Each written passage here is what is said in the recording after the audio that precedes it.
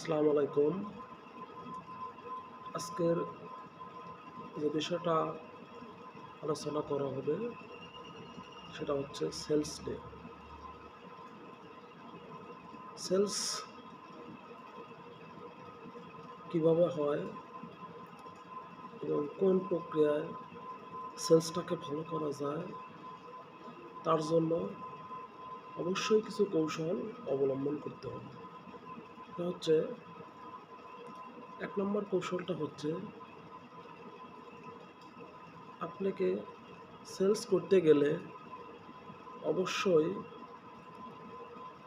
Planning করতে হবে।